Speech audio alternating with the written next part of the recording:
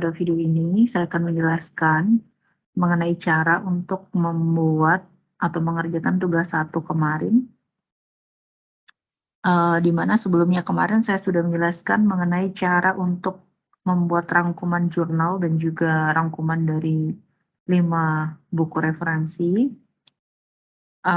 Sebenarnya ini adalah tugas yang 1 kemarin, akan tetapi ini masih bisa dijadikan panduan oleh teman-teman yang masih belum sempat mungkin mengerjakan tugas 1 untuk bisa, tetap dikerjakan tugas 1-nya, karena untuk tugas 1 itu nanti akan berkelanjutan, bisa dilanjutkan di tugas kedua, ketiga, dan seterusnya, sampai pada akhirnya menjadi suatu, karya ilmiah yang lengkap. Jadi di tugas 1 kemarin kita diminta untuk membuat kerangka dari karya ilmiah.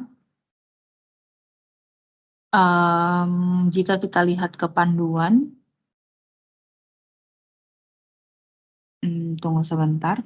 Nah, jika kita lihat ke panduan, untuk kerangkanya itu seperti ini. Jadi ini adalah sistematika untuk artikel ilmiahnya. Mulai dari judul, identitas penulis, abstrak, pendahuluan, metode atau kerangka pikir, hasil pembahasan, simpulan dan saran, dan juga daftar pustaka. Jadi kemarin di awal saya berpikir bahwa untuk kerangka, karilnya itu hanya di pendahuluan sampai dengan metode, akan tetapi ternyata untuk kerangkanya itu mulai dari judul sampai dengan daftar pustaka, tetapi memang akan ada beberapa item yang tidak bisa kita, sebutkan atau sampaikan dengan lengkap, seperti abstrak, kemudian hasil dan pembahasan, kemudian simpulan dan saran, begitu juga dengan daftar pustaka. Karena di awal daftar pustaka kita ya memang, sesuai dengan apa yang menjadi referensi kita pada saat itu, akan tetapi seiring berjalannya waktu, seiring dengan banyaknya referensi, maka daftar pustaka itu juga akan bertambah. Oke. Nah, kita mulai dari awal dulu ya. Jadi sebenarnya kan kerangka untuk karilnya itu sesuai dengan, judul yang ingin teman-teman angkat, tetapi dalam hal ini saya ingin, mengambil dari salah satu jurnal yang sudah ada. Jadi kebetulan ini jurnalnya, judulnya Analisa Rasio Keuangan pada PT Berkah Restu Bumi di Banjarbaru. Nah, saya hanya ingin memberikan contoh bagaimana sih cara untuk memulai membuat atau mengerjakan untuk kerangka jurnalnya sesuai dengan format yang ada di panduan dari Universitas Terbuka. Jadi saya nanti akan memindahkan jurnal ini ke dalam formatnya UT. Kurang lebih seperti itu, karena saya yakin untuk, judul maupun permasalahan ataupun latar belakang yang ingin teman-teman angkat itu sebenarnya sudah ada. Karena saya yakin semua mahasiswa yang sedang menjalani TAP ataupun karel sudah mempunyai kerangka berpikir terkait judul apa yang ingin dibahas di, karya ilmiahnya. Sehingga saya menggunakan referensi ini yang nantinya akan saya pindahkan ke format Universitas Terbuka. Oke. Ini panduannya, jenis hurufnya adalah Times New Roman dengan ukuran 12, kemudian ukuran kertasnya A4, nah ini saya buka baru ya. Untuk hurufnya adalah Times New Roman, kemudian 12, kemudian untuk layoutnya adalah, ukurannya adalah A4, oke, kemudian kita balik lagi ke sini, nomor halamannya ada di bawah tengah.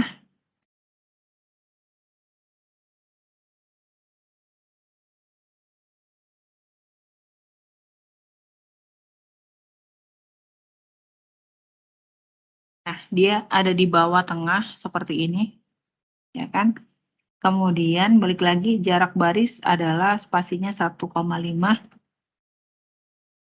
Nah, kita kembali lagi ke sini 1,5.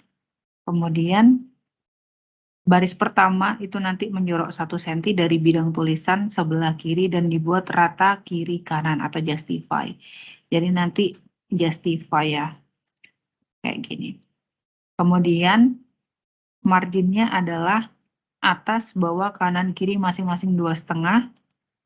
Kita balik lagi ke sini. Kita masuk ke layout, kemudian margin. Kemudian coba kita custom. Jadi ini 2,5, 2,5, 2,5, dan 2,5. Oke. Kemudian untuk jumlah halamannya nanti adalah 10 sampai dengan 5 halaman. Ini di luar cover dan juga daftar pustakanya. Kita balik lagi ke sini. Ini tadi sistematika sesuai dengan yang saya jelaskan. Jadi nanti seperti ini: judul, identitas penulis, abstrak, pendahuluan, metode, kerangka pikir, hasil pembahasan, simpulan dan saran, dan daftar pustaka. Sekarang dari judul. Pertama, untuk perumusan judul artikel ilmiah itu menggambarkan keseluruhan topik kajian dan menarik perhatian pembaca. Jadi ini saya yakin teman-teman sudah mempunyai judul untuk diangkat ke dalam karya ilmiahnya. Kemudian jika ada anak judul, tidak mengulang kata yang sudah digunakan dalam judul. Jadi tidak boleh ada pengulangan kata kalau misalkan ternyata ada anak judulnya. Misal 2 baris gitu, tidak ada pengulangan kata. Kemudian maksimum terdiri dari 20 kata. Sekarang kita pindah di sini, dari sininya. Nah, ini kita copy dulu. Saya masukkan ke sini. Nah,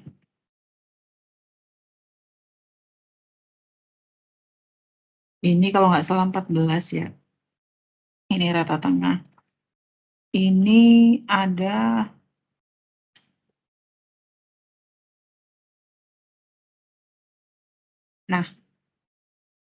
karena ini menggunakan huruf kapital, sehingga penulisannya adalah menggunakan huruf besar semua. Kalau misalkan dilihat di sini, lihat sini, maksimum terdiri dari 20 kata, oke. Kemudian menggunakan huruf Times New Roman 14, ini tadi sudah saya atur menggunakan font 14, kemudian ditempatkan simetris di tengah dan center. Tengah atas center, oke udah. Kemudian jika lebih dari 1 baris, jarak antar baris 1 spasi. Nah, ini jarak antar barisnya ini adalah 1 spasi. Kemudian Times New Roman 14 sudah. Kemudian tidak ada pengulangan, kemudian ini ada 10 kata, tidak lebih dari 20 kata. Balik lagi ke sini. Kemudian huruf pertama pada setiap kata dalam judul dan subjudul ditulis menggunakan huruf kapital, kecuali kata depan dan kata penghubung yang ditulis dengan huruf kecil, seperti dan, atau, dan sebagainya. Nah, berarti ini menggunakan huruf yang seperti ini. Analisa rasio keuangan. Nah, untuk pada ini kecil. PT Berkah Restu Bumi di Banjarbaru. Nah, seperti ini ya. Karena ini jadi cuma 1 baris ya udah. Kemudian untuk nama penulisnya juga menggunakan Times New Roman. Dia 11, kemudian spasinya 1 ditempatkan di tengah. Nah, misalkan di sini penulisnya cuma 1. Saya lihat di sini ya, kayak gini. Kalau di sini kan penulisnya 3. Ada Habibah, ada Ahmad Samhudi, ada Teguh Wicaksono. Nah, ini saya ambil gini aja deh 2, karena nanti ada dosen pembimbingnya. Jadi anggap 1, 2.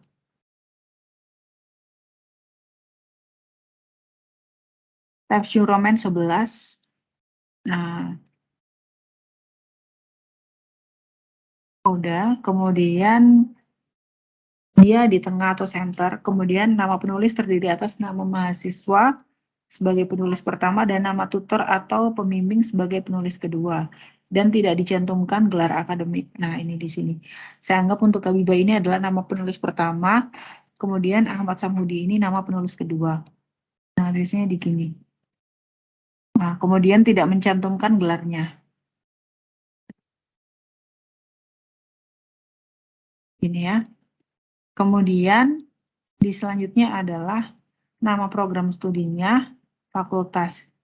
Jadi ini saya ketik untuk nama program studinya adalah kayak gini, kemudian nama fakultasnya, kemudian perguruan tinggi, mahasiswa, dan pembimbing ditulis di bawah nama semua penulis artikel. Jadi ini adalah nama semua penulis artikel. Nah, kemudian saya tuliskan di sini. Ini misalkan aja ya. Misalkan aja kayak gini. Oke. Jadi spasinya 1 untuk nama penulis dan ininya. Nah, udah 1 ya. Jadi ini tadi untuk yang judul rata tengah, kemudian untuk fontnya adalah Times New Roman 14. Kalau untuk nama penulis itu 11.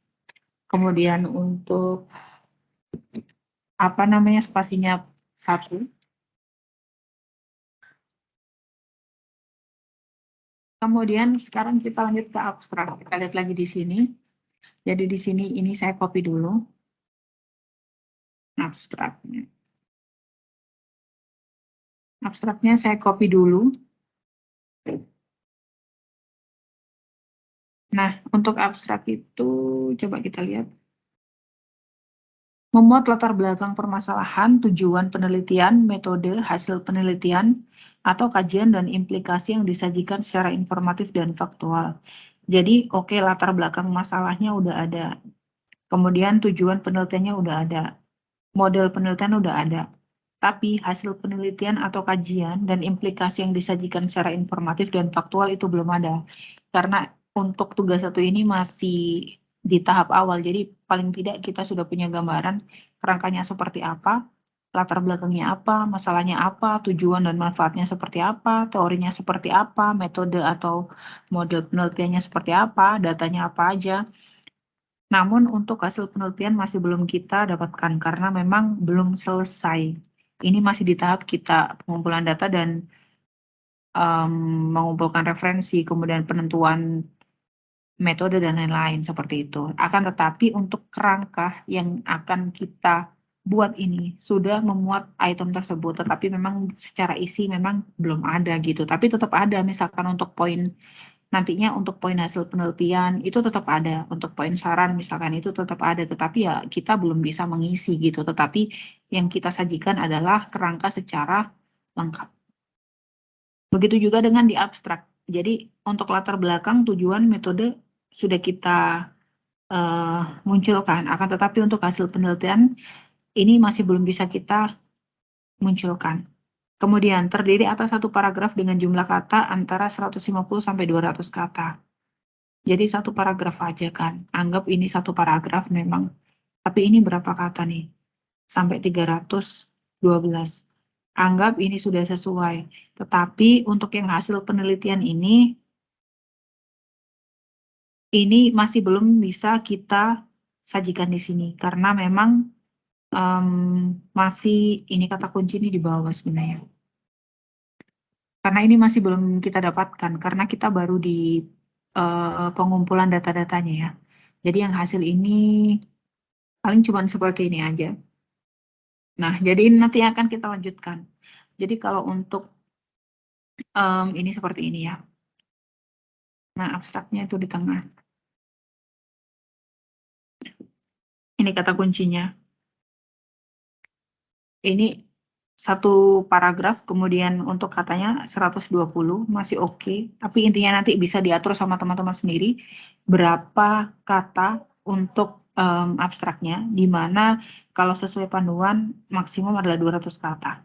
Kemudian untuk abstraknya ditulis dalam bahasa Indonesia, khusus untuk jurnal yang menurut pembimbing layak publikasi pada jurnal internasional. Selain dalam bahasa Indonesia, abstrak pun ditulis dalam bahasa Inggris. Nah, ini tadi untuk yang bahasa Indonesia, tapi bisa juga di bawahnya teman-teman cantumkan juga untuk yang abstrak bahasa Inggrisnya. Tapi di sini untuk hasil tidak saya lanjutkan, hanya seperti ini. Hasil penelitian analisa rasio terhadap PT Restu Bumi menunjukkan bahwa titik titik titik titik. Jadi di tugas saya kemarin seperti ini, karena kan memang kita baru di tahap awal, jadi belum sampai mengolah dan menganalisa data, apalagi kita bisa mendapatkan hasil kesimpulannya, karena hasil itu kan di akhir ya. Kemudian kita balik lagi ke sini.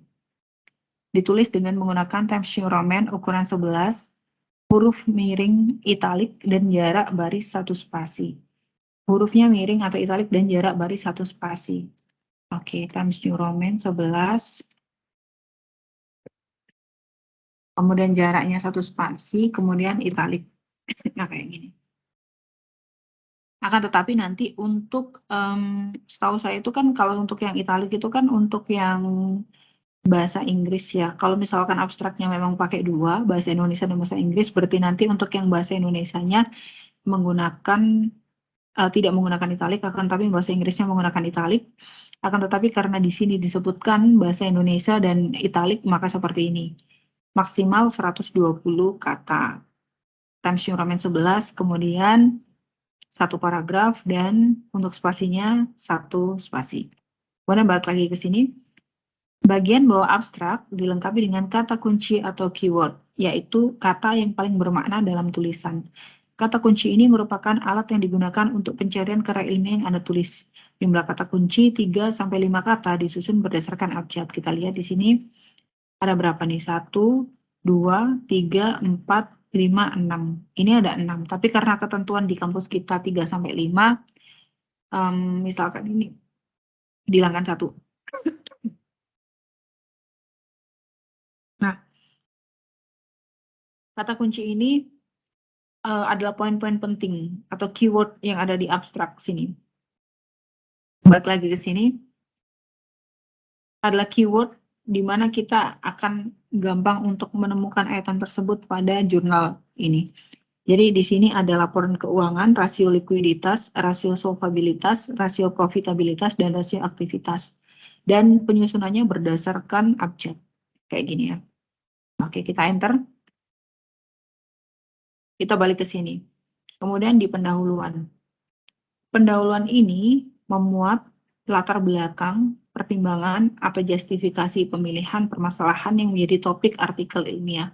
Jadi ini saya rasa teman-teman sudah paham dan sudah mempunyai pandangan terkait latar belakangnya seperti apa, permasalahan apa yang ingin diangkat, karena kan teman-teman sudah mempunyai judul ataupun kerangka jurnal yang mau diangkat. Jadi ini tidak perlu saya jelaskan lagi, akan tetapi pada kesempatan kali ini saya hanya menjelaskan lebih ke teknikal pembuatan kerangka jurnalnya seperti apa sih. Tapi kalau untuk secara konten atau isinya, saya kembalikan lagi ke teman-teman. Saya lebih ke format dalam pembuatannya, berdasarkan panduan dari UT. Kemudian yang poin B adalah perumusan masalah yang harus dijawab dalam bagian hasil dan pembahasan. Oke. Kemudian terdapat tujuan, manfaat, fokus penelitian, dan keterbatasan tulisan. Oke. Kemudian jika ada kutipan dari ahli, hasil penelitian, buku, artikel, atau sumber lain dengan ketentuan. Kutipannya itu harus relevan dan dapat mendukung penguatan informasi atau kerangka pikir yang digunakan dalam artikel ilmiah. Yang kedua adalah mencantumkan sumber kutipan langsung atau tidak langsung yang digunakan. Dan yang ketiga adalah disampaikan secara singkat dan maksimal sumber kutipan sekitar 10% dari keseluruhan referensi yang digunakan dalam artikel. Oke. Jadi misal kita ambil dari sini ya. Nah, kayak ini. Ini tadi untuk yang bahasa Indonesia. Di sini kebetulan jurnalnya abstraknya ada bahasa Indonesia dan bahasa Inggris, di mana untuk yang di abstrak bahasa Indonesia ini, kalaupun di dalamnya ada istilah-istilah asing atau bahasa Inggris, pasti dibikin italik. Kemudian di sini juga karena ini menggunakan bahasa Inggris, jadi semuanya adalah italik. Kemudian ke pendahuluan. Nah, pendahuluan itu kalau di sini, atau mungkin kita buat dulu deh sesuai ini sini ya. Jadi di sini bikin dulu pendahuluan, kemudian yang kedua adalah metode, kemudian hasil dan pembahasan, Kemudian ada simpulan dan saran. Kemudian yang terakhir, daftar pustaka. Oke, sekarang ke pendahuluan dulu. Mungkin ini bisa saya tarik ke sini ya.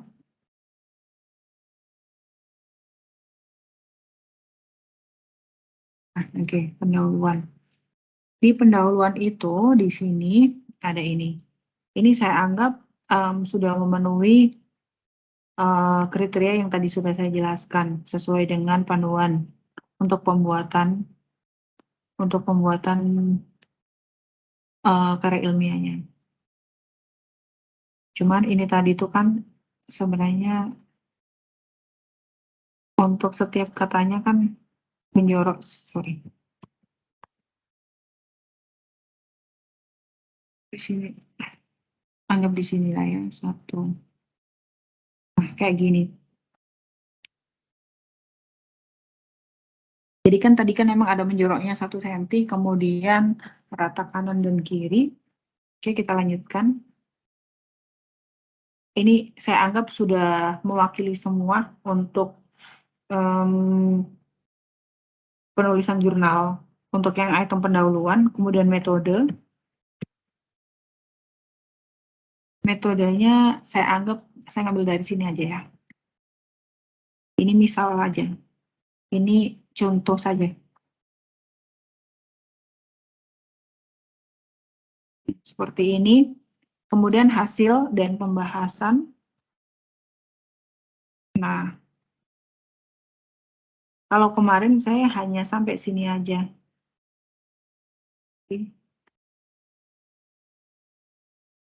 Jadi baru saya kasih seperti ini titik-titik. Karena apa? Karena hasil dan pembahasannya belum kita dapat. Apalagi untuk kesimpulan dan saran.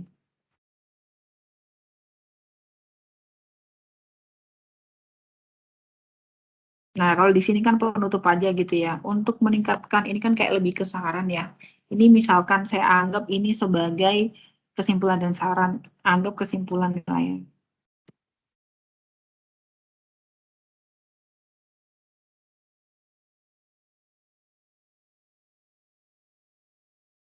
Sebenarnya tidak langsung sih, berdasarkan gitu hasil penelitian sebagaimana yang telah dijelaskan dalam poin hasil dan pembahasan, didapatkan kesimpulan sebagai berikut. Nah, misalkan seperti ini, kemudian dibikin poin 1 misal. Nah, untuk di kesimpulan dan saran ini merupakan item yang menjawab pertanyaan di atas. Pertanyaan yang sudah disampaikan di pendahuluan atau di permasalahan yang sudah disampaikan di item pendahuluan. Karena di pendahuluan ini kan selain latar belakang permasalahannya seperti apa, kemudian manfaat tujuannya seperti apa, bahkan landasan teorinya seperti apa juga disampaikan di sini, di pendahuluan ini. Akan tetapi karena di sini saya hanya memberikan contoh dari segi format saja, sehingga saya ngambil contoh dari jurnal lain, kayak gitu. Nah, kalau ini untuk spasinya adalah 1,5, kayak gini sih. Pendahuluan metode, tapi nanti tidak sesimpel ini, karena ini kan saya hanya contoh, jadi di sini saya hanya cantumkan satu paragraf aja. Misalkan kayak pembahasan, di sini kan terakhirnya gini, maka dapat dilihat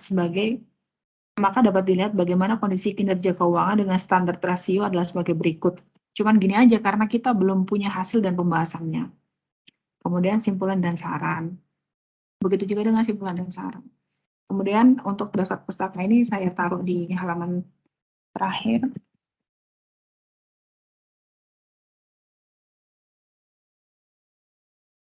Nah, seperti ini. Nah, kita balik lagi ya ke sini ya.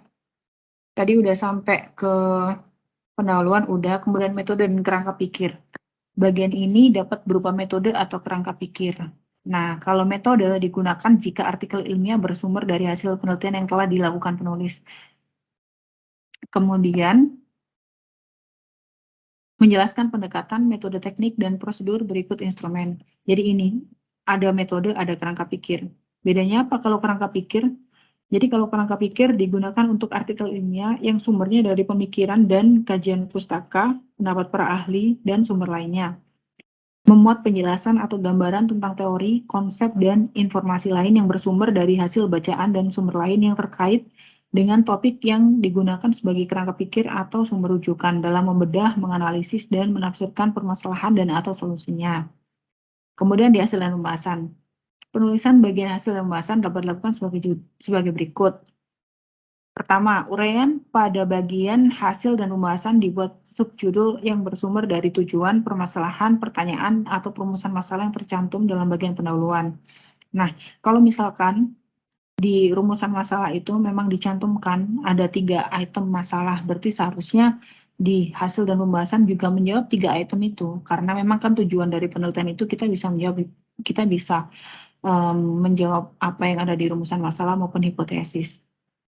Kemudian dalam uraian, judul bagian ini terbagi 2 atau subjudul, yaitu hasil dan pembahasan.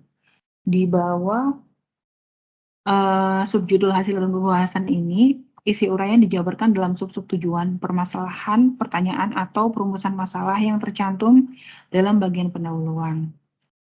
Kemudian, pembimbing dapat membuat alternatif lain yang lebih tepat sebagai pengganti bagian judul, bagian bahasan dan pembahasan dengan ketentuan.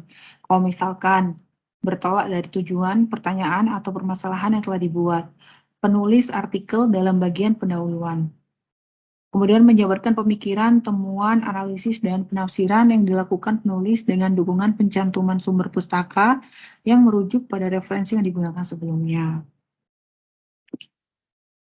Ini banyak banget sebenarnya. Kemudian langsung ke simpulan dan saran atau rekomendasi. Simpulan bukanlah ringkasan uraian, melainkan bersumber dan disarikan dari temuan yang konkret dan penting yang terdapat dalam uraian pada bagian hasil dan pembahasan sebelumnya. Hal-hal yang perlu diperhatikan dalam membuat simpulan dan saran adalah jangan mengambil simpulan yang tidak pernah dibahas dalam bagian sebelumnya. Jadi seharusnya simpulan ini mengerucutkan apa yang sudah dibahas di poin pembahasan dan analisa. Kemudian jangan menyimpulkan sesuatu dari data yang kurang lengkap atau bahkan dari data yang tidak ada sama sekali. Jadi dipastikan datanya lengkap, referensinya lengkap. Kemudian sementara itu saran atau rekomendasi berisi tentang ide baru yang timbul dari pembahasan dan komentar berharga untuk penelitian atau kajian lebih lanjut. Kemudian ini daftar pustakanya ya. Minimal 10 referensi, minimum 5 diantaranya bersumber dari artikel jurnal nasional atau internasional. Isi referensi relevan dengan topik artikel dan mutakhir, terbit dalam 10 tahun terakhir kecuali daftar pustaka yang berisi konsep dan teori klasik dari bidang keilmuan dan merupakan rujukan penting, dan hanya memuat sumber pustaka yang benar-benar dirujuk dan digunakan dalam artikel ilmiah yang ditulis. Penulisan daftar pustaka disusun secara alfabetis dengan memperhatikan ketentuan yang dijelaskan lebih lanjut pada bab berikutnya. Nah, ini saya coba aja. Misalkan ini ya. Ini kan A, alfabetis A, B, kemudian C. Ini alfabetis. Nah, saya taruh di sini.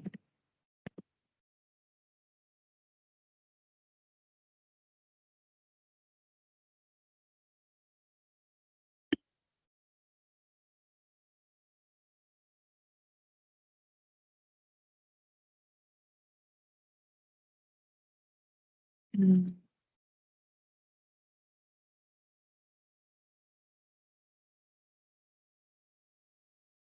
Nah, ini kayak gini nih. Nah,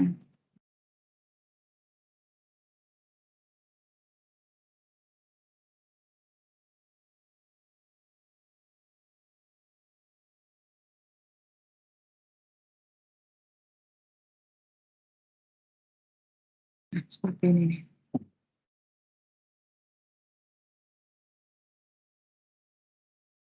Oke, demikian penjelasan saya pada video ini. Kurang lebihnya, mohon maaf. Wassalamualaikum warahmatullahi wabarakatuh.